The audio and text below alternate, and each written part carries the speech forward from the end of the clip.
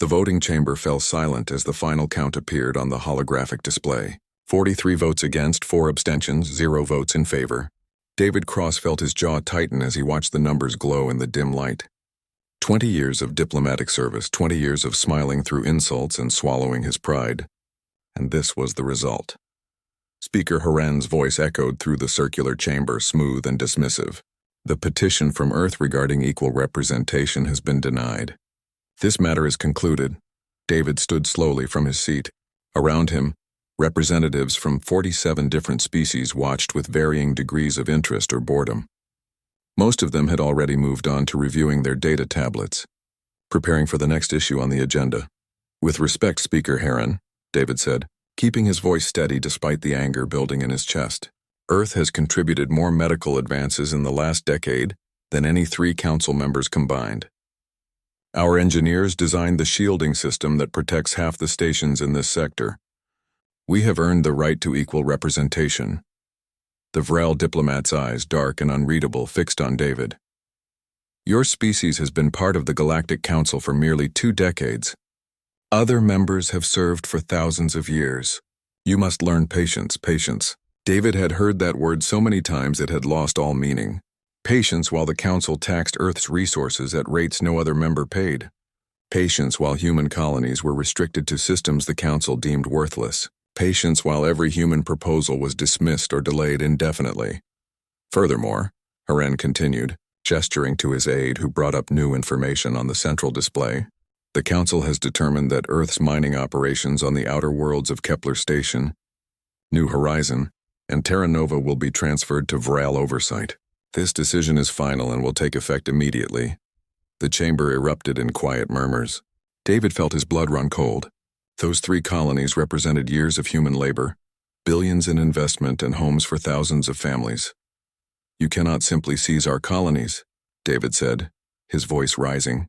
We have legal claims, signed agreements. The Council has reviewed these agreements and found them in need of revision. Haran interrupted. Your species lacks the experience necessary to manage such operations efficiently. The Vrel will assume control. Your colonists will be compensated and relocated. David looked around the chamber, searching for support from other delegates. A few met his eyes with what might have been sympathy, but none spoke up. The Quillen representative looked away quickly. The others remained silent, unwilling to challenge the Vrel who held so much power within the Council. This is theft, David said quietly. This is governance, Haran replied. You may file an appeal, though I suspect the outcome will remain unchanged. Now, shall we move to the next item on the agenda? David remained standing as the session continued around him. His hands gripped the edge of his console and his mind raced. This was not governance. This was exploitation, pure and simple, and it had been happening since the day Earth made first contact with the galactic community. He thought about the reports he had been compiling secretly for the past 6 months. Documents that showed a pattern of discrimination, suppressed technology, and systematic economic manipulation designed to keep humanity subordinate. He had been waiting for the right moment to present this evidence, hoping to build enough support among other council members first. But there would be no support. He could see that now. The other species either benefited from the current system or were too afraid to challenge it. That evening, David sat alone in his quarters aboard the council station. The lights of dozens of ships moved outside his window, a constant flow of trade and travel that connected thousands of worlds. Earth was part of this network now, but only as a source of cheap labor and resources. He opened a secure channel, one he had set up outside official council communications. It took several minutes to establish the connection, routing through multiple relay points to avoid detection. Finally, a face appeared on his screen. Prime Minister Rebecca Stone looked tired. It was early morning in Geneva, where Earth's government maintained its headquarters. Her gray hair was pulled back and her expression was serious as always. David, she said, this must be important if you are using this channel. They denied the petition, David said.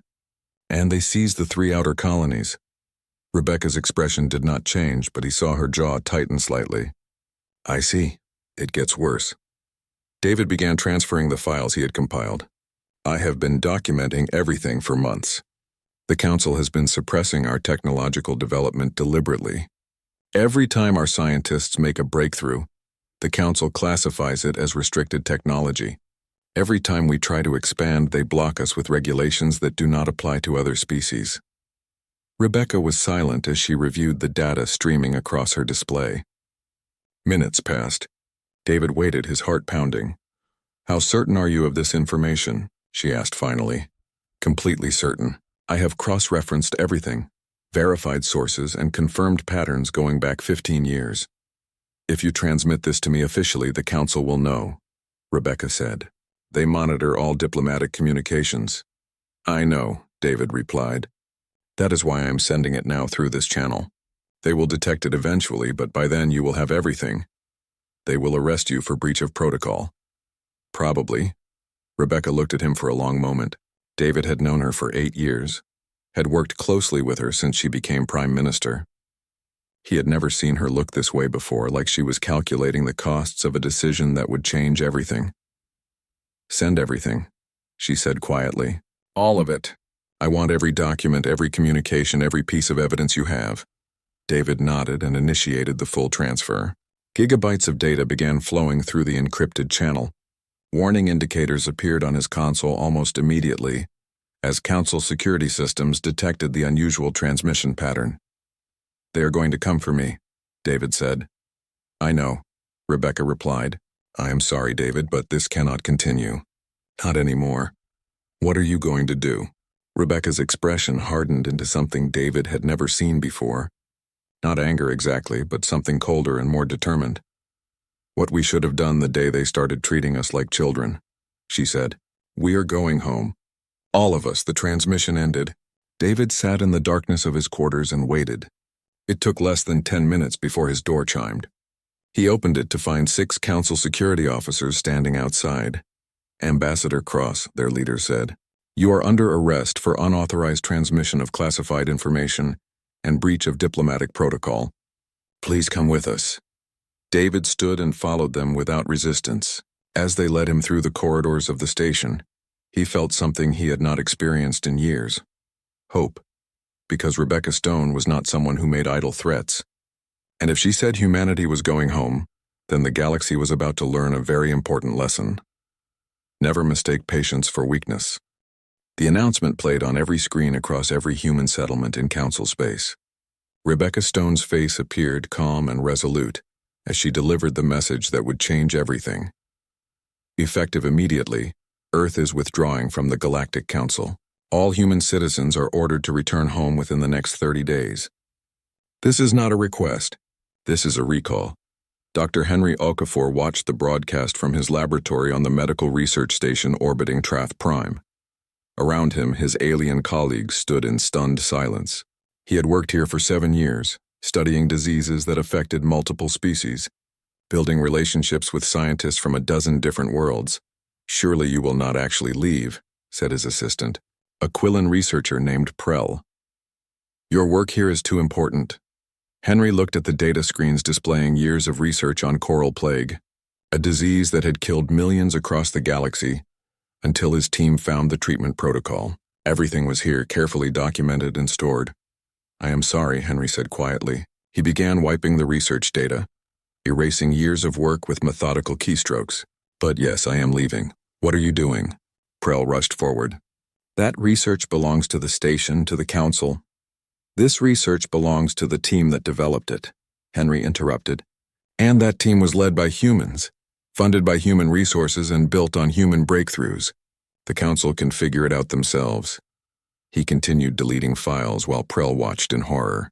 Treatment protocols, prevention methods, vaccine formulations, all of it disappearing into digital void. When he finished, Henry packed his few personal belongings and walked toward the shuttle bay without looking back. Similar scenes played out across 100 Council worlds. On Kellan Star Station, human engineers began shutdown procedures for systems they had designed and maintained. The station controlled traffic for an entire sector, managing thousands of ships daily through complex navigation algorithms. "You cannot shut this down," the station administrator protested, as the lead human engineer, Patricia Wells, entered override codes. "Ships depend on these systems." "Then I suggest you find someone else to run them," Patricia said. "We are leaving, and this technology goes with us. But the manuals, the operating procedures, are written in technical language that assumes the reader understands the underlying principles, Patricia replied. Good luck. The lights in the control room flickered as primary systems went into standby mode. Alarms began sounding throughout the station as automated safety protocols activated. Patricia collected her team and headed for their transport ship, leaving behind chaos and confusion. In the merchant sectors, human cargo vessels began returning to Earth-controlled space. Lisa Tran piloted her ship away from the loading dock where she had done business for 5 years. Her trade partner, a Nesh merchant named Gorvin, chased her down the corridor. Lisa, please, Gorvin called out. We have contracts, agreements. Your ship carries 30% of my annual cargo volume. Lisa stopped and turned to face him. Gorvin had been more than a business partner.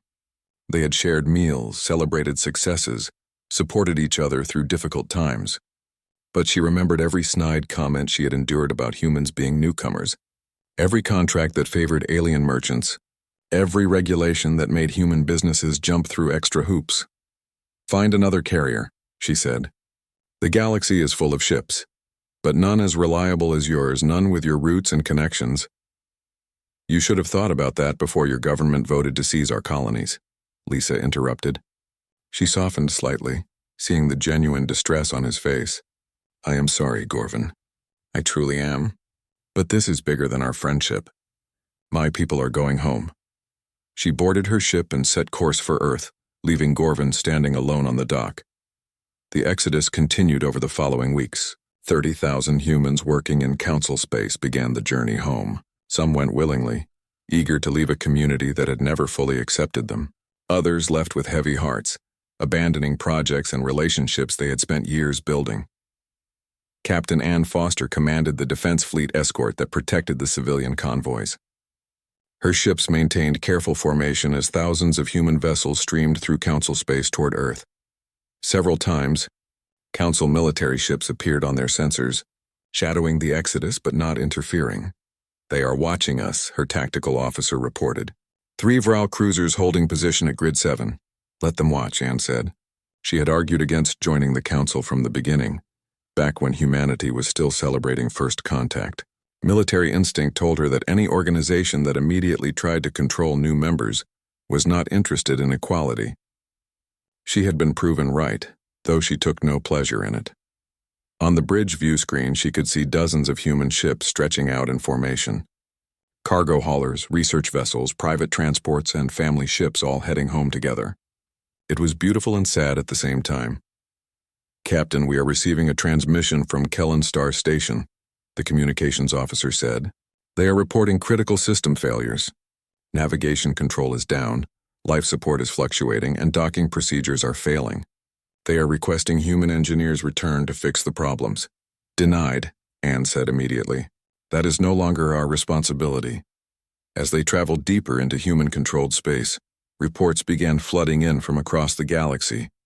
Infrastructure failures were cascading through Council territory. Water purification systems designed by human engineers were breaking down. Medical facilities could not replicate the treatments developed by human doctors. Supply chains were collapsing as human merchant ships disappeared from the routes they had serviced. The Council had not realized how deeply humanity had woven itself into the fabric of galactic civilization. Humans were not just participants. They were essential components holding the entire system together. In the Galactic Council chambers, Speaker Haren reviewed damage reports with growing unease.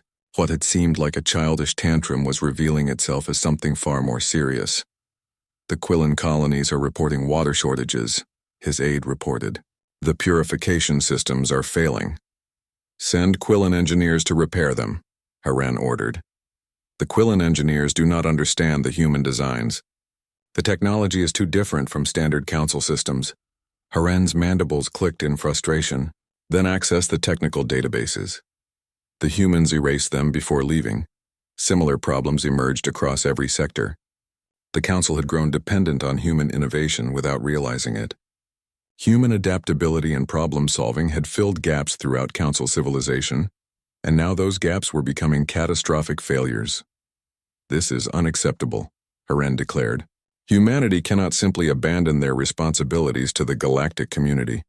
But humanity had done exactly that, and there was nothing the Council could do to stop it. The last human ship crossed into Earth-controlled space 3 weeks after Rebecca Stone's announcement. Anne Foster watched as the final transport cleared the boundary beacon, and then she ordered her fleet to take up defensive positions along the border. "All civilian vessels have reached safety," her tactical officer reported. "We are home." Anne nodded slowly. Home. Earth and its surrounding colonies now stood alone, separated from the galactic community that had exploited them for 2 decades. It should have felt like victory, but all she felt was tired. Rebecca Stone's face appeared on every screen throughout human space, addressing her people once more. "We have returned home," she said. "The galaxy treated us as lesser beings, as resources to be exploited rather than partners to be respected. We gave them opportunities to change, and they refused. So now we will forge our own path among the stars. Earth is closed for business. Humanity will determine its own destiny from this day forward." The broadcast ended and a new message began playing, this time directed at the galaxy beyond human borders. "To the Galactic Council and all member species," Rebecca continued, "Earth claims full sovereignty over all human settlements and territory. Any attempt to enter our space without permission will be considered an act of war. We seek peace, but we will defend ourselves. The choice is yours." In the council chambers, Speaker Haren watched the transmission with cold fury. The other species were already questioning his leadership, demanding explanations for the chaos spreading through their territories. "Prepare the fleet," Haren ordered. "These primitives need to be reminded of their place in the galactic order. We will bring them back to the council by force if necessary." The vote passed with overwhelming support. 12 council warships, a force large enough to conquer most civilizations, set course for Earth's home system. They expected an easy victory against a species barely 2 decades into space travel. They were about to learn their first lesson about humanity. Never assume you understand an enemy. You have always underestimated. Admiral Tresh commanded the council fleet from his flagship, a massive Vral warship that had never known defeat. Behind him, 11 more ships maintained perfect formation as they approached the Sol system. He reviewed the tactical data with satisfaction. Earth had minimal military presence, just a small defense force designed for patrol duty rather than real combat. "We will arrive at Earth in 2 hours, his navigation officer reported. "All systems are optimal." Tresh expected to find a frightened planet ready to negotiate. The council fleet would make a show of force, humanity would surrender, and order would be restored. Simple, clean, and effective. What he found instead changed everything. The fleet dropped out of faster-than-light travel at the edge of the Sol system, and immediately every sensor alarm activated at once. The space around Earth was not empty and undefended. It was a maze of defensive installations that should not exist.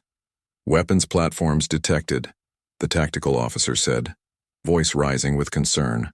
"Hundreds of them surrounding the inner planets. Also reading gravity mines, stealth drones, and energy signatures I cannot identify." "Impossible," Tresh said. "Our intelligence showed Earth has minimal military infrastructure. Our intelligence was wrong." Captain Anne Foster watched the council fleet from her command ship, positioned behind the defensive perimeter. She had spent the last 3 weeks preparing for this moment, activating weapon systems that humanity had been building in secret for years. "They look surprised," her tactical officer observed. "Good," Anne replied. "Open a channel." Her face appeared on every council ship's view screen, calm and professional. "Council fleet, you have entered restricted space without authorization. Turn back now, or we will consider this an act of war." Admiral Tresh recovered his composure quickly. "Earth Defense Forces, you are ordered to stand down. The Galactic Council has authorized our presence here. Humanity will return to council governance or face the consequences." Anne smiled, though there was no warmth in it. "Then I guess we face the consequences. All ships weapons free. Show them what happens when you underestimate humans." The battle began with a wave of kinetic projectiles launched from the automated platforms. Simple weapons, really. Just chunks of metal accelerated to incredible speeds, but effective. 3 council ships took damage before their shields could fully activate, their crews unprepared for the speed and violence of the human response. "Return fire," Tresh ordered. "Target those platforms." Council weapons lit up space with energy beams designed to overwhelm shields and disable ships. But the human platforms were small, numerous, and constantly moving in patterns that made targeting difficult. For every platform destroyed, 2 more appeared from different positions. Anne's fleet moved in from multiple angles, using the debris field from destroyed platforms as cover. Human pilots flew with a reckless creativity that confused the Council's tactical computers. They did not follow standard combat doctrines because Earth had developed its own fighting style, based on speed and unpredictability rather than overwhelming force. Launch drones, Anne ordered. Thousands of small unmanned craft swarmed toward the Council fleet. Each drone carried a nuclear warhead, primitive technology by Council standards but devastating at close range. The Council point defense system struggled to track so many small targets moving in irregular patterns. The first drone made it through, slamming into a Vral cruiser's engine section. The nuclear explosion tore through shields already weakened by kinetic impacts. The ship went dark, its systems overloaded. What are they using? Tresh demanded. Those are nuclear weapons. Banned technology. Banned by Council law, his tactical officer replied. But Earth is no longer part of the Council. 2 more ships took critical damage as human fighters closed in, targeting weapon systems and engines with precision strikes. The Council ships were designed to fight other Council vessels, matching shield strength against firepower in predictable patterns. Human tactics threw away the rulebook completely. Anne watched the tactical display as her plan unfolded. They were outnumbered and outgunned in raw terms, but they had surprise preparation and something the Council had never developed, the willingness to fight dirty. Target the flagship, she ordered. Hit them with everything. Her ship and 3 others concentrated fire on Admiral Tresh's vessel. Nuclear-pumped lasers, weapons that used nuclear explosions to generate intense energy beams, struck the Vral flagship repeatedly. The technology was crude but powerful, and the Council had no defense against it because they had never imagined anyone would actually use nuclear weapons in space combat. The flagship's shields collapsed. Emergency systems activated as power fluctuated throughout the ship. We are venting atmosphere on multiple decks, the damage control officer reported to Tresh. Shields are down. Weapons are at 40% and engines are failing. Tresh looked at the tactical display in disbelief. 5 Council ships were destroyed or disabled, and the remaining 7 were taking heavy damage. His superior fleet, his perfect formation, his certainty of victory, all of it was falling apart against an enemy that should have been helpless. All ships, retreat, Tresh ordered, the words bitter in his mouth. Fall back to the rally point. The surviving Council ships turned and fled, limping away from the Sol system. Anne did not pursue. She had proven her point. Hold position, she ordered her fleet. Let them run home with the message. As the Council ships disappeared into faster-than-light travel, Anne opened a wideband transmission that would reach every corner of the galaxy. This is Captain Anne Foster of Earth Defense Command. Today, the Galactic Council learned a valuable lesson. Humanity will defend itself. We did not want this fight, but we will finish it if forced. Consider this your warning. Earth is sovereign, and we will accept nothing less than respect. The transmission broadcast on every frequency, accompanied by footage of the battle. Within hours, the images spread across the galaxy. Council ships fleeing from human forces, primitive weapons defeating advanced technology, a species the Council had dismissed as inferior, proving they could fight and win. The political impact was immediate and devastating for the Council's authority. If humanity could defeat a Council fleet, what did that say about the Council's power? If the humans were right to leave, what did that say about the Council's governance? 3 species sent secret messages to Rebecca Stone that same day, asking about the possibility of defensive alliances. 5 more began quiet internal debates about their own Council membership. The carefully maintained illusion of Council supremacy was cracking. In Council chambers, Speaker Heron faced angry delegates demanding explanations.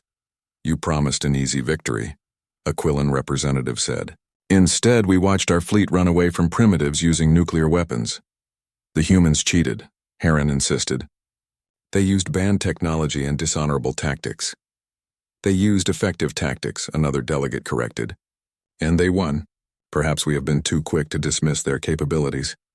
Heron saw his support crumbling but refused to accept defeat. This changes nothing. Humanity must be brought back under Council control, by whatever means necessary. But it changed everything, and everyone in that chamber knew it. On Earth, David Cross met with Rebecca Stone in her office. He had been released by the Council as a gesture of goodwill, though everyone knew it was really because they could not afford to look petty after their military defeat. "The galaxy is watching us now," David said. "We have their attention." "The question is what we do with it," Rebecca replied. She looked tired, the weight of command showing in the lines around her eyes. "We proved we can defend ourselves. Now we need to prove we can build something better than what the Council created." "Some species are already reaching out," David said. "They want to know if we are interested in alliances, trade agreements, mutual defense pacts." Rebecca nodded slowly. "Then we build carefully.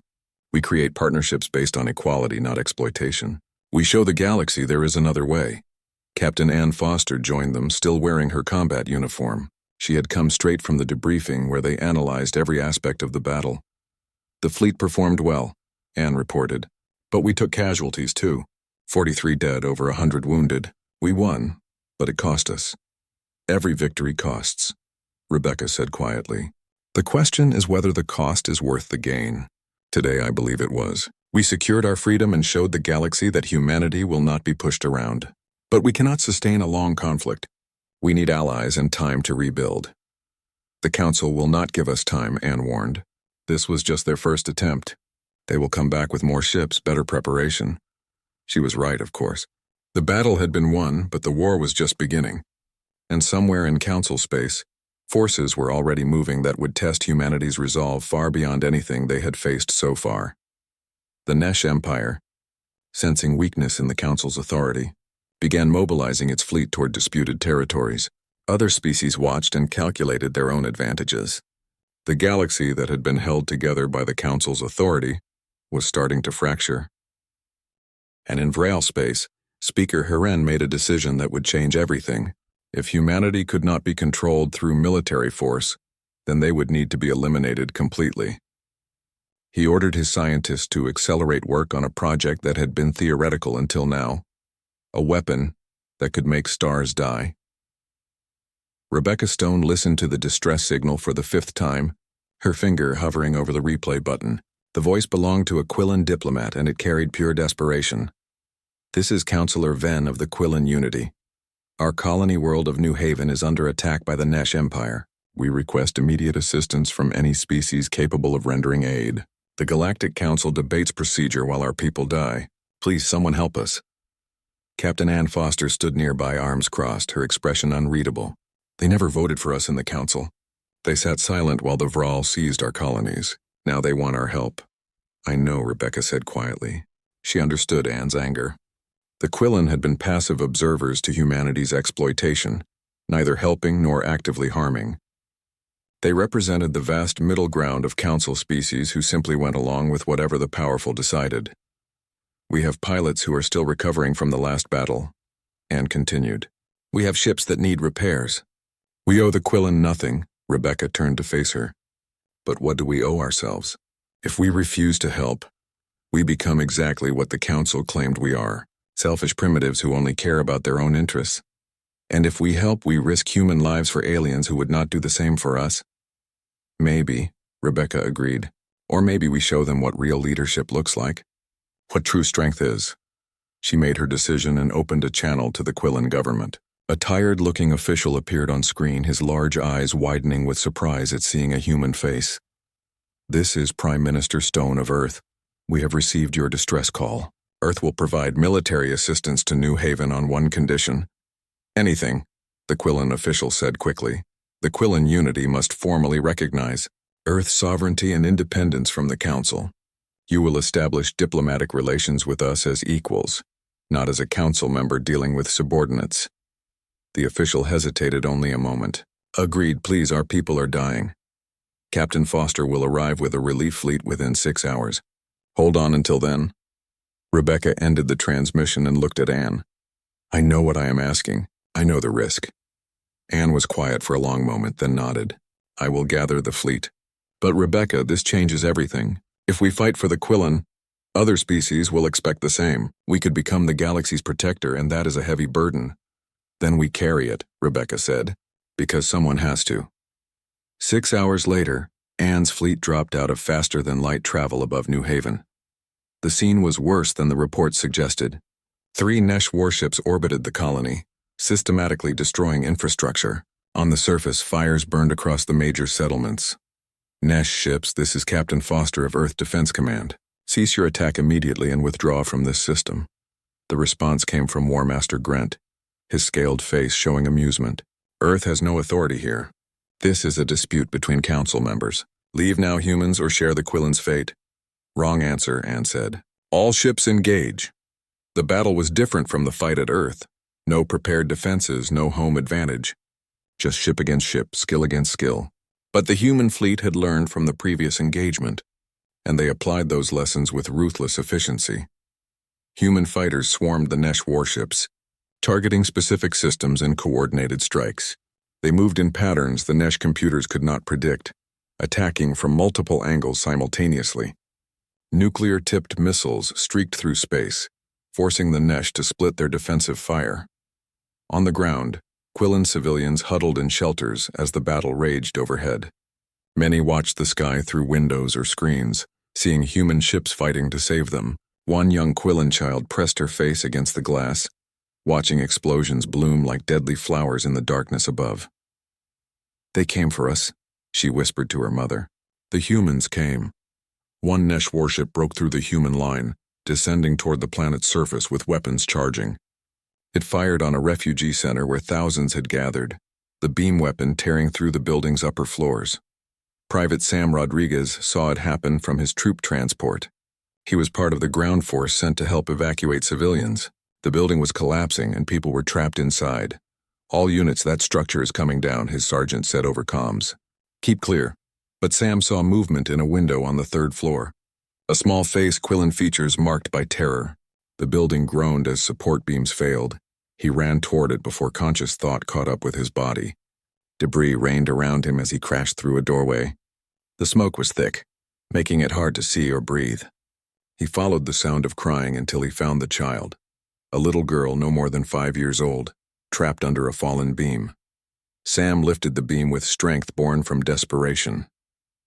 The child scrambled free and he scooped her up in his arms.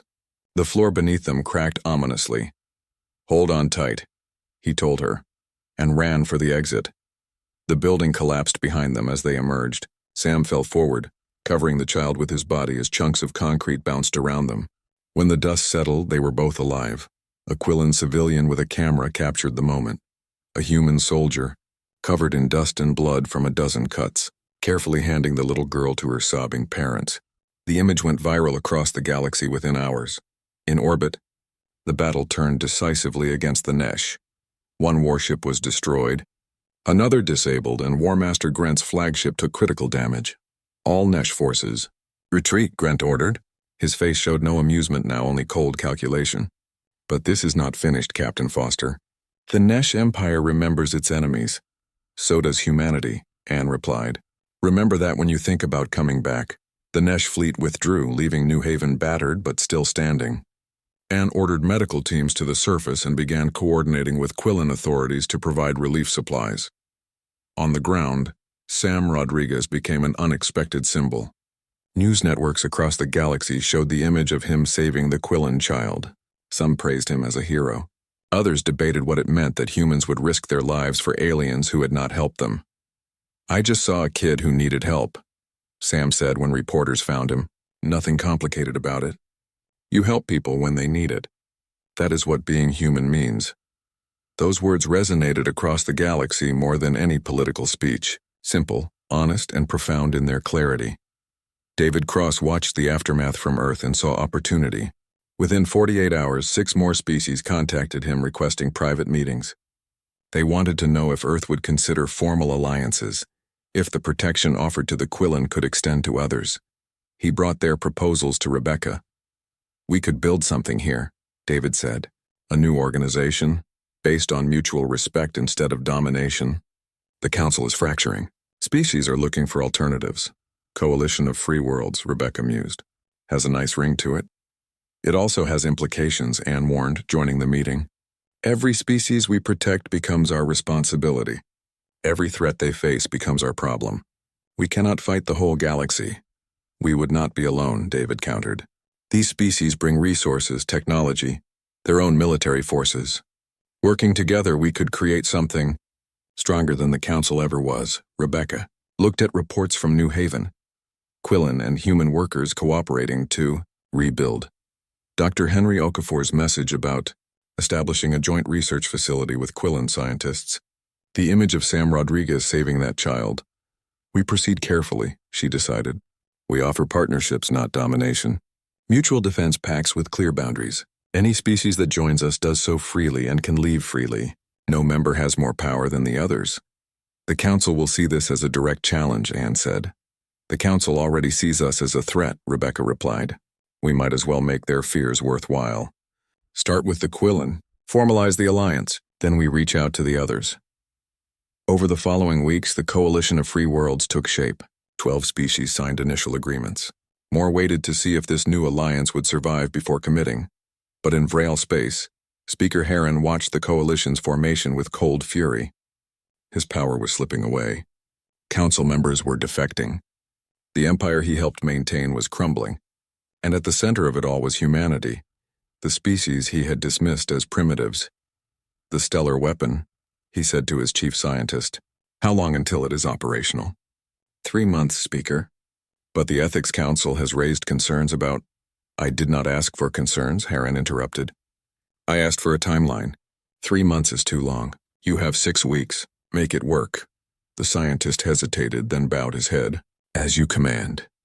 Heron turned to look at the holographic display showing the Sol system. Earth, that small blue world, had become a cancer spreading through the galactic order. He would cut it out, even if that meant burning it away completely. But Heron had made a critical mistake. Among the workers on the Stellar Weapon Project was a young Vrail engineer who had watched footage of Sam Rodriguez saving the Quillen child, who had seen Captain Foster defending those who could not defend themselves, who began to question whether the Council's way was truly the right path. His name was Then, and he would soon make a choice that would determine the fate of billions. Governor Patricia Wells heard the alarm while reviewing agricultural reports in her office on New Terry. The colony was her responsibility. 50,000 souls who had come here seeking a fresh start away from the crowded inner worlds. They had farms, schools, small businesses. A peaceful settlement on the frontier of human space. The alarm meant that peace was ending. All citizens, this is not a drill, she announced over the colony-wide system, forcing her voice to stay calm. Proceed to emergency shelters immediately. Defense teams to your stations. Through her window, she could see families rushing toward the reinforced bunkers built into the hillsides. Parents carrying children. Teachers leading groups of students. Everyone moving with practiced efficiency because they had drilled for this, even though no one really believed it would happen. Above the planet, the Vrail fleet emerged from faster-than-light travel. 20 warships, far more than they had sent to Earth. This was not a show of force. This was an execution. Patricia's communications officer looked pale.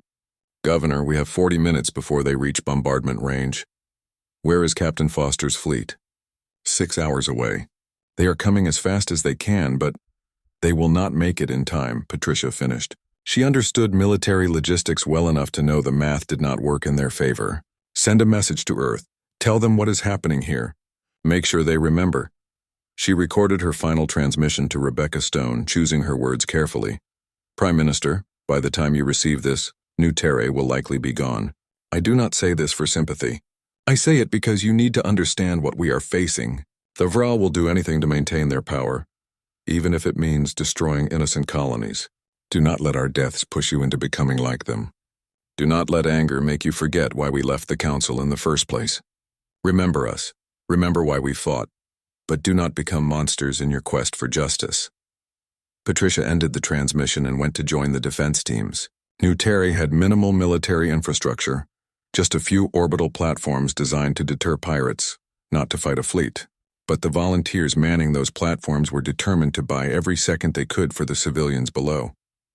Teacher, farmer, merchant, mechanic, none of them were soldiers, but they took their positions and prepared to fight anyway. The Vrail fleet reached bombardment range. Patricia watched from the command shelter as the first energy beams lanced down from orbit. The defense platforms fired back. tiny pinpricks of light against the massive warships. They lasted 17 minutes before being destroyed. Then the bombardment began in earnest. The colony's shields held for a while, a bubble of energy protecting the settlements. But shields required power, and the power generators were vulnerable. When the first generator went down, the shield weakened. When the second fell, gaps appeared in the coverage. Patricia held a young boy's hand as the shelter shook from impacts. His parents were somewhere above helping with the evacuation. She told him stories to distract him from the sounds of explosions, the rumble of buildings collapsing overhead. "Why are they doing this?" the boy asked. "Because they are afraid," Patricia said. "And scared people sometimes do terrible things." Then something unexpected happened. Ships appeared on the sensors, dropping out of faster-than-light travel near the planet. But they were not Captain Foster's fleet. These were Quillen defense vessels, accompanied by ships from other coalition members. "This is Quillen Commander Prell," a familiar voice said over the comms. Patricia recognized the name. He had been Dr. Okafor's research assistant. "New Terry, we are here to help." "Hold on." The coalition ships threw themselves at the Vral fleet with desperate courage. They were outgunned and outnumbered, but they had arrived first, and that made all the difference. The Vral were forced to split their fire, defending against the new threat instead of focusing on the planet below. Captain Ann Foster's fleet arrived an hour later, and the battle turned savage. Human ships coordinated with their coalition allies, using tactics they had practiced in joint training exercises. They moved as a unified force, each species compensating for the other's weaknesses. Rachel Ngo flew her fighter through a storm of weapons fire, her hands steady on the controls despite the alarm-screaming warnings. She had joined the fleet because she believed in what humanity was trying to build. Now she had a chance to prove that belief meant something. The Vral flagship loomed ahead, massive and powerful. Its weapons had killed thousands on New Terre. Rachel checked her fuel and ammunition status. She was almost empty, her fighter too damaged to survive much longer anyway. "Control, this is Fighter 7, she said calmly. "I am making an attack run on the flagship." "-7, the response came. "You are too damaged. Return to base." Rachel switched off her communications and pushed her fighter to maximum speed. She thought about the people on New Terre, the families in those shelters. She thought about what Patricia Wells had said in her transmission. "Do not become monsters." This was not about being a monster. This was about being willing to pay the price that others should not have to pay. Her fighter slammed into the Vral flagship's bridge at nearly the speed of light. The explosion tore through the command section, killing Admiral Tresh and crippling the ship's control systems. The Vral fleet, leaderless and battered, began a fighting retreat. They had failed to destroy New Terre completely, though they had done terrible damage. 12,000 people were dead. Entire settlements were gone. The colony would take years to rebuild. Ann Foster stood on the bridge of her ship and felt Rachel Ngo's dog tags in her pocket. Another weight to carry, another name to remember.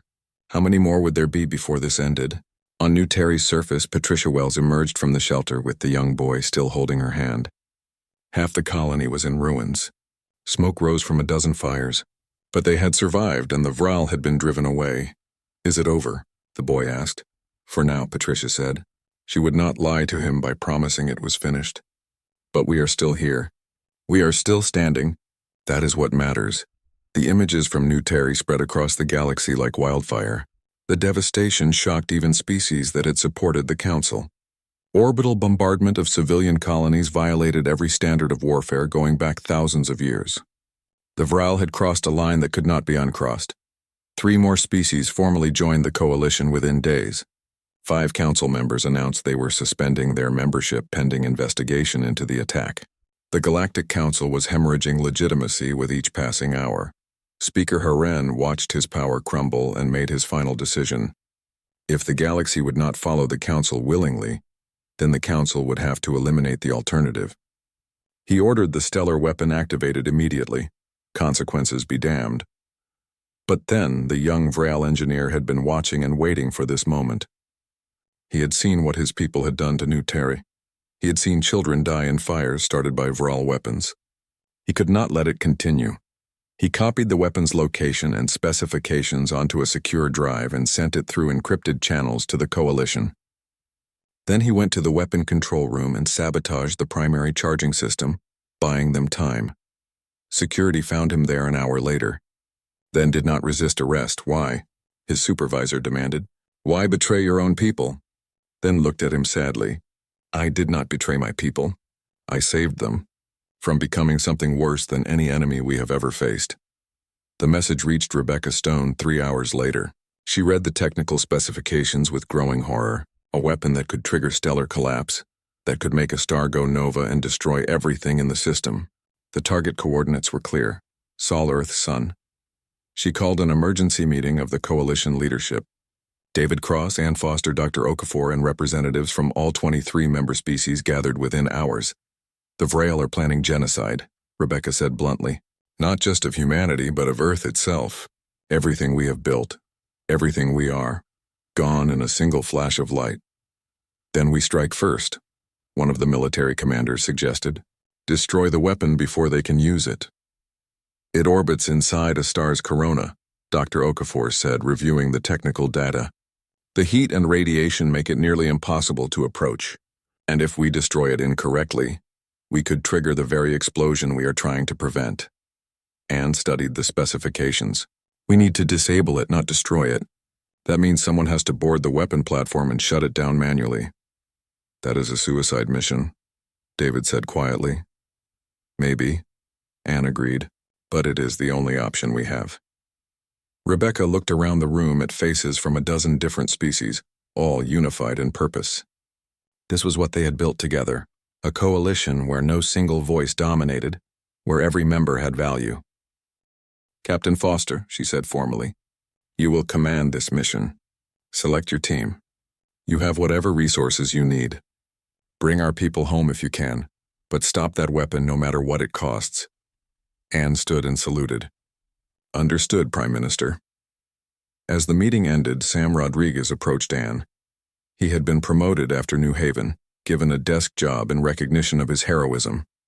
But he had not joined the military to sit behind a desk.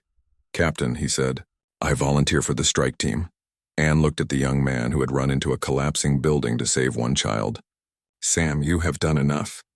No one expects— I'm not doing this because of expectations, Sam interrupted. I am doing it because it is right. You need good people on that team. I can be one of them. Anne saw the determination in his eyes and nodded slowly. Report to the briefing room at 0600. We launch in 12 hours. The coalition fleet gathered, the largest force ever assembled under the new alliance. They would have one chance to stop the weapon. One chance to save Earth and prove that the coalition was not just humanity's tool but a true union of free worlds working together. The stars watched and waited to see if courage would be enough. The coalition fleet emerged from faster-than-light travel at the edge of the Vrail home system.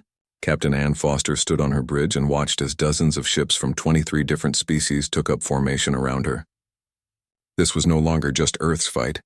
This was the galaxy choosing a different path. All ships report ready, her communications officer said. Coalition Command acknowledges we are in position. Anne opened a channel to the entire fleet.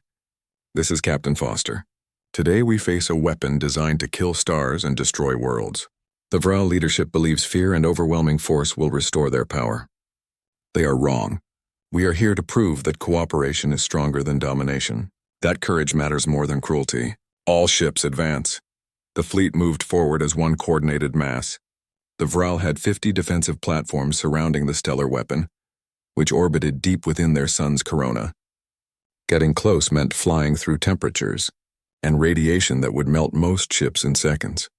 Dr. Henry Okafor had spent the last week developing shielding, modifications using combined technology from 6 different coalition species, human heat resistance, Quillen energy dispersion, and innovations from others all worked together to create protection that no single species could have achieved alone.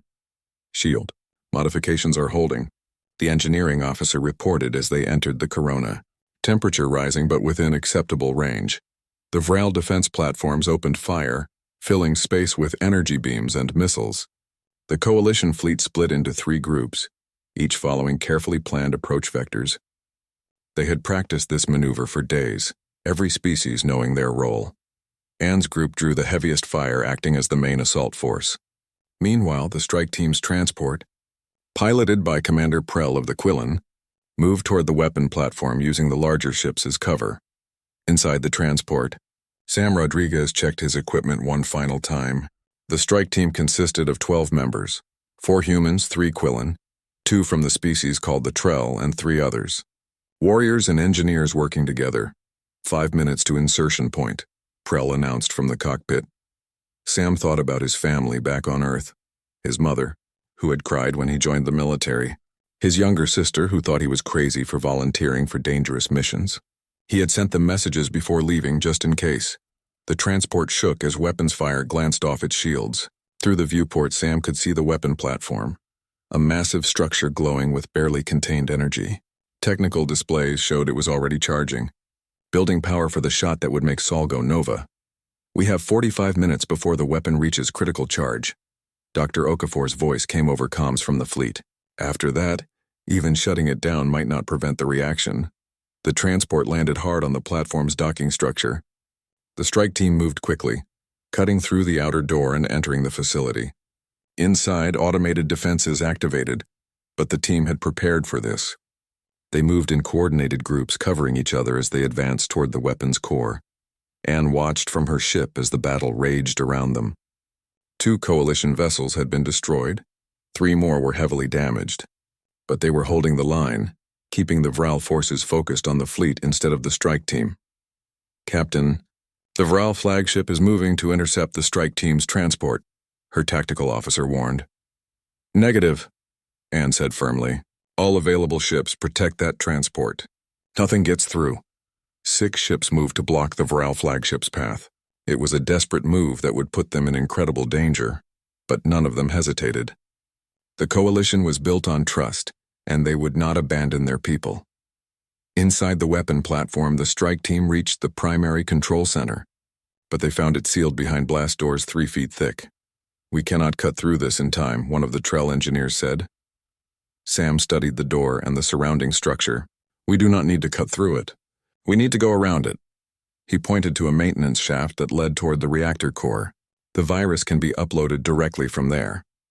That shaft runs through the reactor's radiation field, a Quillen medic said. Anyone entering will receive a lethal dose within minutes. The team looked at each other. They all understood what this meant. Someone had to go into that shaft knowing they would not come back out. I will do it, Sam said before anyone else could volunteer. Private Rodriguez, the team leader, started, but Sam cut him off. We talked about this possibility in training. Someone goes, everyone else gets out alive. That is the mission. He looked at his teammates, people he had trained with and trusted with his life. Get ready to upload the virus. I will hold the connection open as long as necessary. Before they could argue, Sam entered the access code and climbed into the shaft. The heat hit him immediately, even through his protective suit. His radiation meter started climbing, the numbers turning from yellow to orange to red. He pulled himself hand over hand toward the core, following the cable he needed to connect to. His comms crackled with voices from the team, from the fleet, from friends trying to reach him. Sam, you can still turn back, Ann Foster's voice said. We can find another way. Captain, with respect, we both know there is no other way, Sam replied. His voice was steady despite the pain beginning to radiate through his body. This is what I signed up for. Protecting people who need protecting. He reached the connection point and began the upload procedure. The virus, a combination of human and alien code, started flowing into the weapons systems. Immediately, the weapons AI fought back, trying to isolate and destroy the intrusion. I need to hold the connection manually, Sam reported. The AI is trying to sever it. His hands gripped the cable interface, keeping the physical connection active while the digital battle raged through the systems. The reactor's radiation poured over him in waves. His suit's internal display showed exposure levels that should have killed him already, but adrenaline and determination kept him conscious. Tell my family I love them, he said quietly. Tell them this mattered. On Earth, in a small apartment in Chicago, Sam's mother watched the news feed showing the battle. She did not know her son was there, did not know he was dying to save billions of lives, but she would learn later and she would understand that he died being exactly who she had raised him to be. The virus succeeded. The weapons systems shut down, power bleeding away as safety protocols engaged. The stellar reaction that would have destroyed Sol never triggered. Upload complete, Dr. Okafor reported. The weapon is neutralized. Sam Rodriguez closed his eyes and smiled. The last thing he heard was Ann Foster's voice saying his name, thanking him, promising they would remember. The strike team retreated, carrying their fallen comrade's body with them. The Coalition fleet disengaged from the Vrel forces and began the journey home. They had won, but the cost was counted in names and faces that would never return. The Vrel government collapsed within days. Speaker Haran was arrested by his own security forces. The horrified Vrel population learning what had almost been done in their name. A new government formed, one that immediately sued for peace and asked to open negotiations with the Coalition. The War Crimes Tribunal convened on a neutral station. Haran stood before judges from 15 different species and heard the charges. Attempted genocide, war crimes, crimes against sentient beings. The evidence was overwhelming, including testimony from Then, the engineer who had exposed the plot. Haran showed no remorse. I did what was necessary to maintain order in the galaxy. You tried to murder billions, the chief judge replied. You attacked civilian colonies. You built weapons banned by every civilized code of conduct. This is not order. This is tyranny. The sentence was imprisonment for life, with Haran's crimes documented for all future generations to study and remember. The Galactic Council held its final session 3 months after Sam Rodriguez's death. Only 17 species remained as members, and even they knew the institution had failed. David Cross watched from the observer section as they voted to dissolve the council and transfer its remaining functions to independent organizations. An era ends today, the acting speaker said. The Galactic Council was founded with noble intentions, but we lost our way. We became the very thing we were meant to prevent. May history learn from our failures. 6 months later, the Coalition of Free Worlds dedicated its new headquarters. The station was built by volunteers from all member species, with no single group dominating the construction. It orbited a neutral system, accessible to all but controlled by none. Rebecca Stone stood at the dedication ceremony beside David Cross. 40 species had joined the coalition now, with more expressing interest. The structure was deliberately loose, allowing members independence while providing mutual support and protection. Do you think it will last? David asked, echoing a question he had posed before. Rebecca looked around at the gathering. She saw human engineers laughing with Quillan scientists. She saw former Vril military officers, members of the new government, earnestly discussing refugee assistance with coalition aid workers. She saw species that had been enemies a year ago now working together on shared projects. We will fail sometimes, she said honestly. We will argue and disagree. Some members might leave, others might try to dominate, but we built this on a foundation of equality and respect. As long as we remember that, as long as we remember people like Sam Rodriguez and Rachel Ngo and all the others who gave everything for this dream, then yes, it will last. Captain Ann Foster had retired from active military service, though she still advised the Coalition Defense Forces. She spent her mornings on Earth, in a small garden she had planted in memory of her fallen crew members. Each plant represented someone who had not come home. She was watering Sam Rodriguez's memorial rose when she received a message. It was from the Quillan child he had saved on New Haven, now a few years older. The message was simple. Thank you for bringing the soldier who saved me. Thank you for showing us that courage and kindness can exist together. I want to be like him when I grow up. Anne read the message 3 times, then looked up at the sky where stars were beginning to appear in the evening light. Somewhere out there, the coalition was growing, building, and learning. Earth was part of something larger now, not dominated or dominating, but participating as equals. Dr. Henry Okafor's research center had become the model for cross-species cooperation.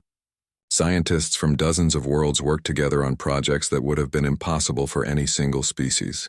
They had cured diseases, developed new technologies, and pushed the boundaries of knowledge further than the Council had in centuries.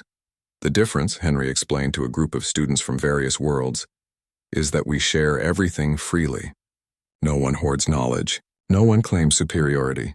We all benefit from each other's strengths and cover for each other's weaknesses. That is the coalition way. Patricia Wells, governor of the rebuilt New Terre, addressed the Coalition Congress on the anniversary of the attack that had nearly destroyed her colony. We were tested by fire, she said. We lost thousands of good people.